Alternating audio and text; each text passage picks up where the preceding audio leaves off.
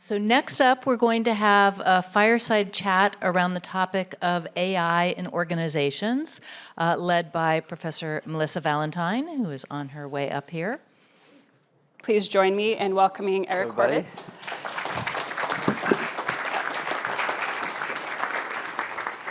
So I'm excited for this introduction. I can think of no one who is a better representative of MS&E and who we are about as a community than Eric.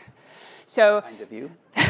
So to sort of set that up, I want to tell you, so this is a reunion. We are a community. We're thinking about who we are as a community, who we are to each other. So I'm going to tell you my origin story briefly. I'm going to tell you my origin story to MS&E to sort of validate what I'm saying, that I can think of no better representative of MS&E than Eric. So I was a Stanford undergrad, and when I was a Stanford undergrad, I didn't actually know what MS&E was. I had never heard of it. My best friend had her best friend was like in that business major in the engineering school. That's like what MS&E was. I graduated in 2004, by the way. So I wandered around Stanford and I tried SimSys. Anyone? Something called symbolic systems. There was mathematical and computational sciences. I ended up in something called human biology. And what's amazing about all of those is they're truly interdisciplinary. And those are majors that really bring together two different systems and invite students to think about the power of the intersection of things. And then when I got hired, so I graduated in 2013, and I, again, hadn't totally heard of MS&E, but I knew there were amazing, fabulous professors here, Pam Hines, Steve Barley, Bob Sutton, so I got hired by them. And then I started to understand what MS&E is all about. And I'm so proud to be a faculty member here now that I understand the power, right, of what MS&E does, all of these computational approaches applied to all of these really important domains. So the reason that I think Eric is the best, one of the best representatives of MS&E is because his career really illustrates the power of that idea, the power of computation, right, of all of these like AI approaches to all of these different problems. So he is currently Microsoft's Chief Scientific Officer. But let me tell you about some of the things he's done in that role, and then I'm going to start asking some questions so we hear more from him. So in this role, here's some things that he's done. So I'm going to say, I'm going to say the same thing basically 3 times. All of the amazing things. I'm going to say it 3 times. So he's known for his contributions to AI theory and practice with a focus on applying AI amidst the complexities of the open world. I mean, that's difficult. That's amazing. So I'm saying the same thing now a different way. His research endeavors have been direction setting. He has harnessed probability and utility in machine learning and reasoning. He has developed models of banded rationality, constructed systems that perceive and act via interpreting multisensory systems of information. He has pioneered principles and mechanisms supporting human AI collaboration. I'm going to say the same thing one more time. His efforts and collaborations have led to fielded systems in healthcare, transportation, e-commerce, operating systems, aerospace. So those approaches apply to those domains. That's MS&E, and that is Eric Horvitz. Okay. So thank you so much for being here. Oh, sorry, I'm not done. Beyond his scientific work, he has pursued programs, organizations, and studies focused on ethics, values, and safety within applications and influences on AI, which again is MS&E. So could not be more honored to be inviting you to the reunion today, and thank you so much for being such an amazing representative of MS&E. So at this time, I wanted to invite you actually to tell your origin story, because you worked with 2 of our sort of like founding, professors who founded fields, and you combined decision sciences and operations research to advance AI. So tell us your MS&E origin story. Well, my origin story goes back to finding myself at Stanford pursuing an MD PhD in neuroscience. And in my first 6 months, I decided that the reason I was here was to understand cognition. I knew that. And I wasn't happy with single microelectrode probes of neurons and looking at an oscilloscope in a darkened room to get at thinking. But that was. So that's been my long-term curiosity, and that's what powered up my interests. So I ended up taking AI grad courses and eventually shifted my PhD into the computational space, pursuing computational foundations of mind. I found myself initially at ground zero for what was in the day core AI, where the excitement was, which was logic-based production systems. You remember the expert systems era in the 1980s? And that was frustrating for me because as a biophysics undergrad and being interested in uncertainty and looking at how these systems would struggle to help physicians in really do complex decision recommendations and problem solving, it was pretty clear that there had to be some sort of probabilistic reasoning. And whenever I brought up probability or utility or decision making to the leading AI scientists of the time, I'd get kind of knitted eyebrows and folks saying things like, "We've seen your type of grad student before. We call this physics envy." And by the way, this sounds a lot like OR, and AI branched off many years ago because we look at high-level symbolic reasoning, not numerical details where there's too many numbers anyway to begin with to even get a hold of. So somehow at some point I happened into Ron Howard's class, and they took this grad course in decision science, and of course I remember sitting there looking around thinking, has anybody applied this to artificial intelligence? This is exactly what we need to have. We need to have agency, notions of principal agents, the foundations of probability, the boundedness of what systems do as they frame a decision problem. In AI, you call this, in decision analysis, the framing problem, but in AI, it was the frame problem, turns out, which was related. Anyway, eventually I moved over and found George Danzig and Ron Howard as my two co-advisors. I really enjoyed working with both of them, running up and down 4th floor and 3rd floor of Terman, the old Terman building. I remember thinking, is today a blue day or a gold day? Gold was EES. Blue was OR, the different feel for the floor, different approach, different preference models, different aesthetics of even how you solve problems. And some tension there, by the way. Yeah. So that's what got me going. I got very excited about the possibilities in this space. And also at this time, there was a rising invisible college, it turned out. It wasn't just me. There was an invisible college of grad students kind of coming into the MIT, at CMU. We all became friends at conferences with the secret whispering crowd of the probabilists. Eventually, as I see Ross here and someone, because you were part of this whole movement, Ross Shachter and John Mark and others here in the room, who were part of this revolution. We ended up forming a community across the world. We had a conference, started as a workshop called Uncertainty in AI, UAI. And I remember at some point, as these methods started to propagate and show their power, and by the way, this revolution, we call it the probabilistic revolution, where we came to understand that it wasn't just numbers, it was rich symbolic concepts, as rich as any logic-based method, ascribing to the principles of von Neumann and Morgenstern, one of the biggest contributions for MS&E of the 20th century, I'd say. And normative, really a nice framework. So by the very nature of laissez-faire, of the power of these approaches and the revolution, which I think is the foundation of today's AI, by the way. The statistical revolution had to happen first before we can get to where we are today. But we sort of ended up in a world where AI became more of what it is today. And I remember this is a really flattering moment for me, even beyond your wonderful introduction. I became president of the main association of AI researchers, the Association for the Advancement of AI, AAAI. And at that point, someone said, "Eric, I think the revolution is complete now. Do we need UAI anymore?" that came up. UAI still exists, but it doesn't have the same centrality in the field. So UAI, uncertainty in AI, became AI. Mm-hmm. Yeah, oh, that's so interesting. So the origin story, I like the part where so just to say, right, so Ron Howard and George Danzig are on different floors, and you're like running back and forth, and you're like, these are connected, and now like the revolution is, now we have AI. I have to say one thing, the two other connection points I'll mention, which are kind of fun points. One is, and I'm sure George would be happy wouldn't mind me saying this, he was a little bit taken aback by the subjective probability business downstairs on the third floor, and assessment, and all. He goes, come on, just go collect the data. Come on, statistics. And I remember at one point, I walked to George's office. This is a fun anecdote, and with my pack of papers and my latest ideas to hear his feedback, and he said, put all that away. I was just told I need to get cardiac surgery on Monday morning. I want you to take this problem in hand and come back with an analysis for me.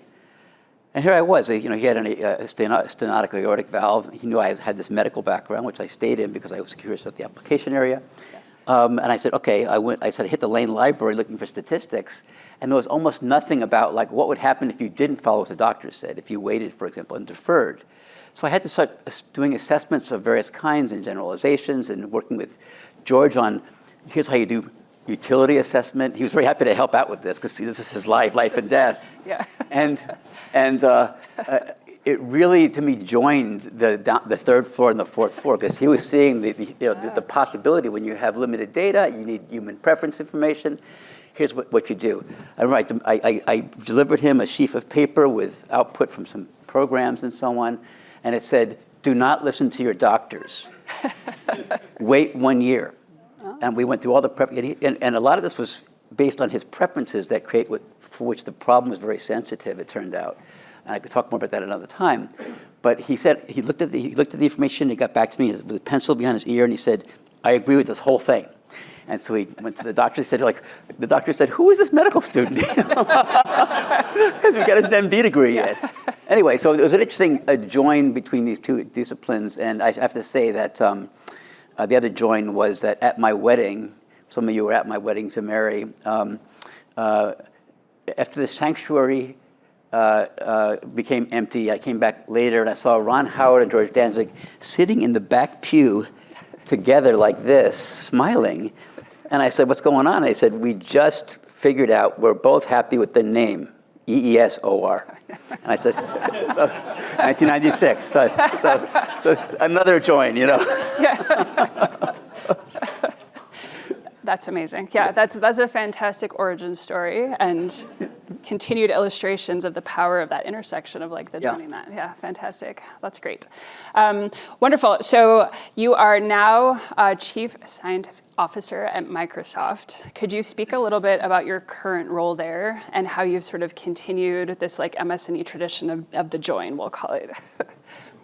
Yeah, it's interesting. At Microsoft, we came in, and I came to Microsoft when a startup that I began, I would say unfortunately, because I don't give this advice to grad students. As a grad student at Stanford, we got so excited about the work we were doing in medical informatics and AI in medicine, taking a Bayesian and decision theoretic approach, that we went to the OTL at Stanford and spun out a startup. And this was with my colleague David Heckerman and Jack Breeze. Jack Breeze was another EES person at the time. And at some point, we came to the attention of Microsoft. They were starting a research team called Microsoft Research. It was the first year of that. Anyway, we decided to go up and became the first AI team at Microsoft at the time. And in those days, it was, you did everything you could to propagate the ideas, to hear about the challenge problems. There's lots of plumbing of software in those days. But I eventually became director of Microsoft Research, which grew from a few people when I started to several thousand and 7 or 8 sites across the world. And so that was an interesting experience where I learned about and helped to recruit incredible talent across the computational sciences, and I would say socio-technical as well, beginning probably around 2000. And learning about the problems they were solving throughout the whole company. So when it came more recently, when I was thinking of my next transition and I was getting a little bit, wanting to do a little bit more, have some more time for research, because I was, managing a big team wasn't my cup of tea, although I liked it on the way up. I said, okay, time for something else. Satya and others at Microsoft said, let's form a new role for you. Maybe you'll find this exciting. And we in some ways, the role was left to me to define, which was an interesting challenge with my small team at the time. I brought a small team on to think this through. And executive coach, and so on. Like, what could Microsoft do with an executive with an executive who is charged with chief scientific officer for the company, not just MSR now, but for all the product teams and so on as well. And I was in a good position because I had great knowledge about the company at that point. I'd been at Microsoft, I hate to say this, kind of scary. I've been at Microsoft now 32 years. Right out of grad school in some ways and finishing my MD PhD here. And then it was 30 years. So lots of experience with the company. And so these days I do so many things internally and externally. I've been involved, just starting external, with other companies, other CSOs around the world. Putting together CSO to CSO kind of briefings and summits. We can sort of compare notes, even with competitors. The other area is government agencies. So I continued to serve on agencies. So I was on Joe Biden's PCAST, which is the President's Council of Advisors on Science and Technology, for 4 years. And even now, even in this administration, my service on the NH Advisory Board on AI continues across the administrations. I've been continuing to chat with Michael Kratsios and Lynn Parker, who are in OSTP. Other civil society, NGO, and government agencies. Internally, I think what you're really asking about, it's been very interesting to work with applied science teams across the company. One thing I was just talking about this morning to a group, this morning we actually graduated one of our research teams into product. We call it graduation because it was a team that did incredible work, and we wanted to really start.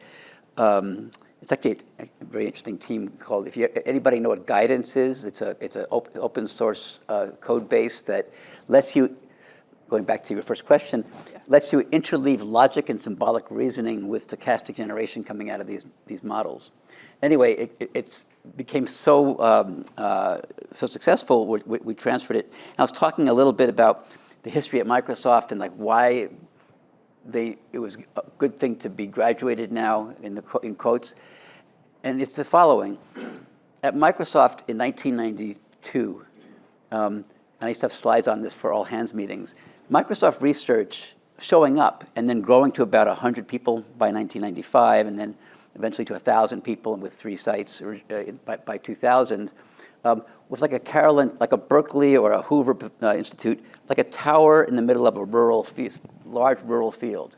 A tower of like, we're like the best thinkers, where we will help the company be at the frontier.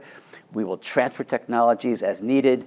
We will listen to problems around the company. We'll hear from Bill Gates and from Steve Ballmer at the time, and other executive leadership. But over time, little towers started to grow.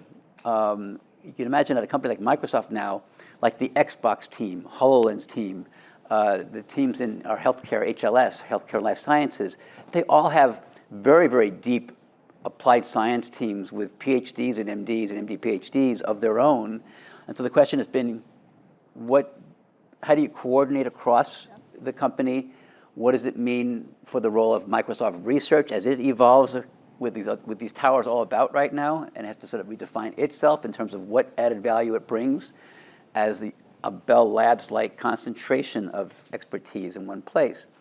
And so one thing that I stood up is called the Applied Research Council for Microsoft, and we're leaders across the whole company who lead applied research teams, or they're just really research teams, as well as a representative from Microsoft Research. We sit together and we look at common problems.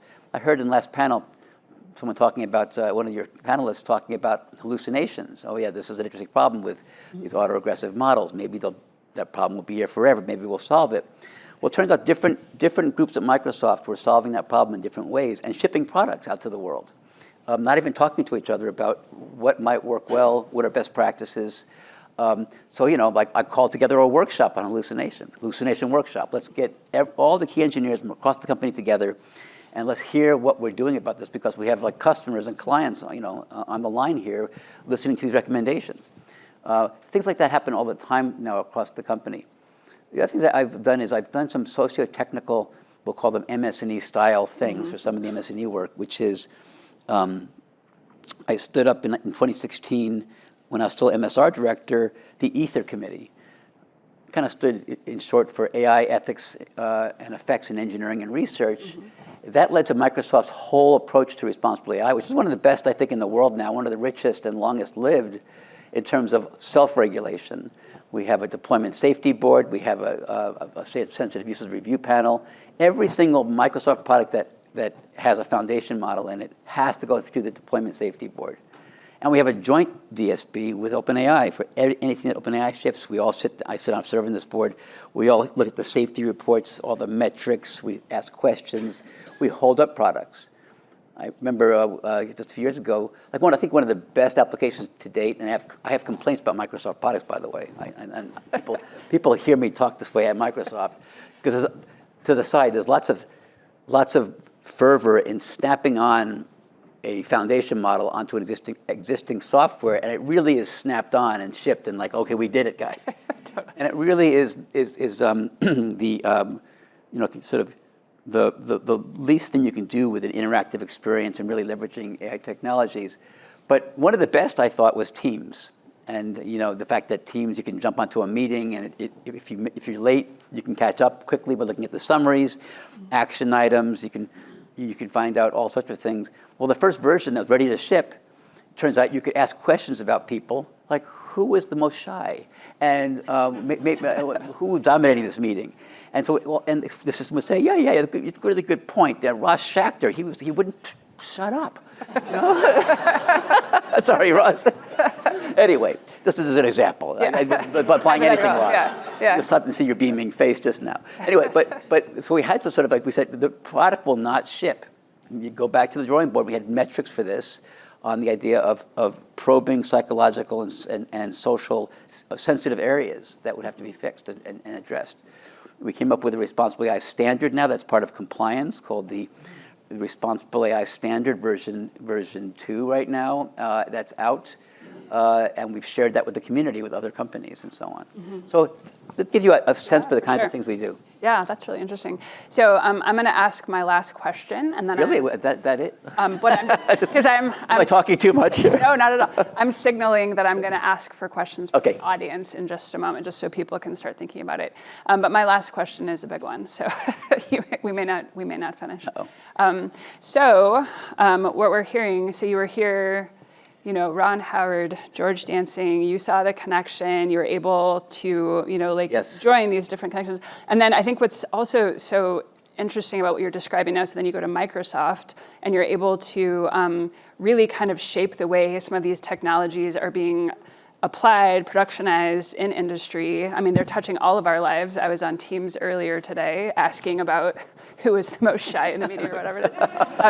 So you have the technical background, the sort of origin story from MS&E, and then you've had 32 years, it turns out, sort of like shaping the industry application of these.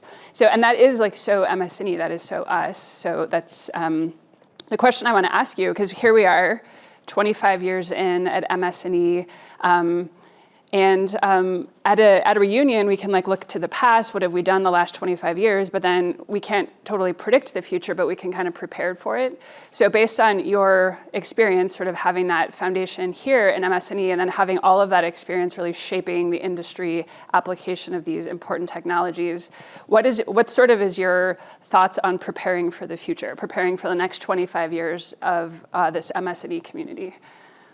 I told you it was a hard one. Yeah, it's a really great question.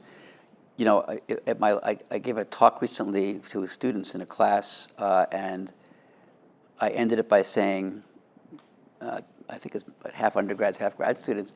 I said something like, "This is how it feels to live in a transformational time. Yeah. Isn't it exciting? Isn't it interesting? Get ready for surprises." I think we're in a very interesting and exciting time. I know some students, like my son, who's a second-year PhD student in AI at Columbia. It's just a hard time to plan for the future, especially for students who make commitments to courses of study and expertise development. I'll allude back to some points that I'll point people to, which came out of a National Academy's report that I contributed to as a member of the board on the study on AI and the future of work. Because the report, it just came out maybe end of November, and right at the front executive summary, there are maybe 15 points that they're all very interesting in terms of the assessment of this committee about where things are going. And it wasn't just about work, because it was more general. But the implications of many of those points are some things will go much faster and some things go much slower than you might even expect as we envision possibilities. In part because of the uncertainty about the interleaving of advances in technology, which themselves are, where that's uncertain, and how that intersects with the complementary developments you need in organizations, in talent, in people in society, in regulatory activity, that may nurture or inhibit certain developments. And that includes the implications for the workforce. Even in this report, we said it's not clear whether AI will, in the end, bolster the needs for more human capital, or actually, put the fears people tend to have, sort of replace and substitute for human labor in a number of places. So we're living in a time where it might even feel maybe even more dramatic than when steam power was introduced or grids became electrified. We had the rise of the electrified grid. And in both these general purpose technology areas, which the economists like to look at for analogy, because they look at AI as a general purpose technology now, even though it's a constellation of technologies, is this idea that you see remarkable sluggishness in how the world had to change to even figure out how to use power versus using the old versions of distributing it centrally, like from the water wheel and the steam engine. But jumping away from that focus topic more generally, it's so important to be in a place like that is fundamentally interdisciplinary, like management science and engineering and the disciplines it represents and its history and where it's going, to be ready, to be adaptable. Decision making is not going away. Decisions under uncertainty will not go away. The need to understand human preferences and leverage them in any kind of decision under uncertainty and the implications for individuals and groups will not go away. And they'll all not just not go away, these issues and needs to assess and understand and work with people will remain absolutely central, no matter what happens with the rise of these technologies of automation of various kinds that enter into the realm of human intellect and cognition. Stay interdisciplinary, stay adaptable. I think it's okay to make commitments to general foundations where you learn math, statistics, in your education programs. You learn about decision making, decision analysis is going to be more. I hope to see it go beyond the boutique to something more central. I've been pushing that lately, as I mentioned at my recent lecture to the Society for Decision Professionals. AI could be an incredible accelerant to doing decision analysis. I'll stop there, but I tend to be extremely optimistic. Yeah. I was just talking to Jeff Hinton in email on another topic, and he mentioned literally in email, P paren doom. And he said, I invited him to write a paper for. Are we videoing this by any chance? Yeah. Okay, it's well, streaming. It's streaming. Yeah. Hi, Jeff, if you're out there. I invited Jeff to do it, and Jan LeCun. They'd be happy with this, I'm sure. I invited Jeff Hinton and Jan LeCun to do a paper. I'm co-editing a special issue of CACM where we're asking people who have made major contributions, including Marty Hellman and Diff Whitman from Stanford, public cryptography, but other core NSF-funded innovations over decades, because we're going to celebrate the curiosity-driven research. And I asked Jan LeCun to get together with Jeff Hinton to talk about writing an article together. And the answer was from Jeff, I just spoke to Jan. and the probability of us finishing this paper by date D is less than Jan's P doom, and less than my 1 minus P doom. And so I said, so I mentioned. That's a nice boundary. And I mentioned that, it's like, I'd love to get the assessment sometime for both of you, but I said my P doom is more based on political decisions and the political world than it is about the nuisance of the rise of smart AI machines. I'm sure Jeff didn't like that. But anyway, I'll stop there and put some questions. No, I love MS&E jokes like you do. Anyway, that's us. So I wanted, just to restate, interdisciplinary, stay interdisciplinary. I really love that idea. I think being an MS&E, so my PhD is in like organizational theory, and the intersection of that and AI has been so fruitful. So I echo that. I really think that MS&E is a special place right now because of that opportunity for all of us to really continue to be at the intersection of a lot of these things, especially with AI. Ann Coe had earlier said, stay curious. So I love this, stay interdisciplinary, stay curious. I wanted to just tell everyone that your Future of Work with AI report, because we're not going to get enough from you. So I think that's a really great resource. And then we're not going to have time to do the 100-year study on AI, but that's another fantastic resource that I will point you all to. So with that, I would like to open it to the audience. Questions, please. Front row. Will there someday be, or perhaps there already is, will there someday be AI agents appearing on the organization chart alongside regular human employees? And what are managers supposed to do when that happens? And let me just say, I've already seen discussions and prototypes, often kind of with a wink, showing org charts that have the AI agents and subsystems of agents that would be named and depended upon for X because they're trained to do a set of tasks. Can I say quickly? So actually, Jamie Tevens put out a report recently that actually shows she called it the frontier firm, and shows agents in the org chart. Right. So. Jamie was my former intern, by the way. Yeah. Oh, Ross. So, Eric, first of all, thank you for coming for MS&E's birthday party. Yeah. It's really great. appreciate having you here to celebrate.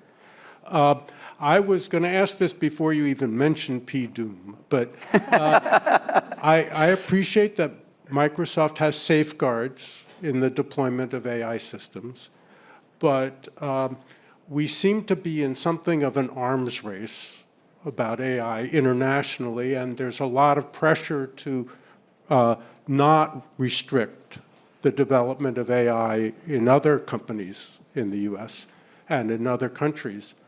And I would like to have your thoughts about that. I'm personally not as worried about the AI going rogue as the rogue getting AIs, the rogues getting the AIs, but just want to hear your thoughts about this. Yeah, I mean, my two big concerns about the rough edges, we'll call them for now, of AI are the powerful use of the technologies for misinformation, disinformation and manipulation and influencing minds through taking propaganda to the next level of persuasion. And two, AI and biosecurity, AI being used to lower the bar of access for doing dangerous things with biology. And we've done a lot of work on both those pillars. So I like to think we all have to continue to sort of call out what the top priority concerns might be on the rough edge side while we push on the optimism and, for example, in biology, the dual use, like pushing really hard on where is AI going in biology? By the way, I think that in the next 10 years, we will be seeing incredible, beneficial, innovative applications of AI in medicine and healthcare that will be attributed to AI directly. Like, one of my grand challenges that I call out a lot is let's make many cancers chronic diseases, like ASAP. But back to the concerns. So I think we have to, as we push on the powers, we have to sort of worry about the concerns. And there was recently an Asilomar meeting, 50th anniversary of the 1975 meeting that I attended. There'll be some statements coming out of that whole meeting about what we need to do when it comes to AI. in terms of policies. But to be frank, my biggest concerns about AI are not those things. It's not AI in weapons, and it's not even AI in surveillance. It's what I call, in my mind, deep currents of AI when it comes to our sense for human dignity, personal agency, companion-like systems that are providing ongoing streams of advice to people that people become reliant upon, implications for education, for creativity, for authentic communication. I think these kinds of deeper currents, which are often in the dark matter of these discussions. I mean, I don't know how often Jeff Hinton worries about, and Jeff, you should be worrying about these things, about the deep implications on the socio-technical front versus the runaway AI, rogue AI, or even AI helping nasty malevolent or malevolent nations. So I'll stop there. That's interesting. Please. Yeah, I have a question just to follow up a little bit on that over here. And Ann touched on it earlier, talking about, and you sort of mentioned as well, the idea of using AI and AI tools in pretty regulated industries. Ann mentioned healthcare. I work as an operating exec in a pretty regulated industry, kind of retirement, financial planning. I'm just wondering, like, how you think about how companies like where I work or other operators in the industry in these types of very regulated industries should think about how to apply AI tools. It's something we're struggling with. We'd like to push it faster, but we also have pretty, aggressive regulators in some cases, kind of keep an eye on what we're doing. So, like, do you have any frameworks or any thoughts on how you're seeing some of this play out in more regulated industries? Well, I mean, in many places, I think we'll find that we don't have very many regulations in place just yet, and even FDA, when it comes to some general uses of AI technologies in healthcare, doesn't have much to say just yet, especially in places where it's not an actual device. So I think my guess is that for many organizations, it's going to be more concerns with internal policies about shipping reliable tools out to customers that will be more dominant than bumping up against a regulation. That's my sense for now. I mean, of course, it could change, and of course, we have the financial industry, which is highly regulated, and we have rising interest of FDA in even in this administration that's thrown out a lot of the work that Biden put together, his administration, on regulatory activity. So I do think that I see a queasiness among, I'll say in health, for example, a queasiness for companies and organizations to actually, and users and hospital systems to actually use the AI technologies just yet. And that's more of I would start with those issues and study them very carefully and study how to address technical limitations in AI. There's some great work coming out of Stanford and other places to try to understand, like, even how to evaluate medical systems in the real world of actual clinical practice, because there's very little known about this.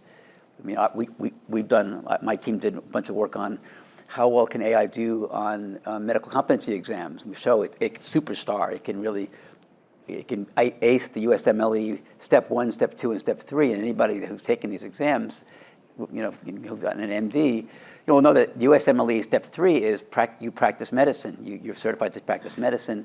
And these systems, we showed back in February of 2023, ace those competency exams. But we don't know how well they do in reality in more realistic tasks. And a Stanford project that Microsoft has helped with called MedHelm, led by Percy Liang here, has come up with 121 medically oriented tasks and benchmarks and coming up with data sets to really test how well these systems will do in reality or more realistic domains or subdomains of medicine. And I think that's going to be really almost more important than regulation. And by the way, the regulators will look at that kind of output, I think. So we need to come up with better evaluations, better technologies to address the gaps. And I find that to be the limiting reagent right now. I'm not sure if I answered your question. All right, so thank you so much. It's been wonderful. I'm going to queue you up for your last question. Okay. So MS&E, thank you so much for your leadership in the area and so forth. So I want you to sort of imagine an MS&E. It can be a PhD student, undergrad, someone who's been here in community, understands the power of the interdisciplinary approach, but they're also facing the world that you're describing. So you've encouraged us all to stay interdisciplinary and co-encouraged us all to stay curious. So imagine the you, I don't know, the you who's like, connecting ideas and, has this sort of curiosity. What's your advice for an MS&E graduate?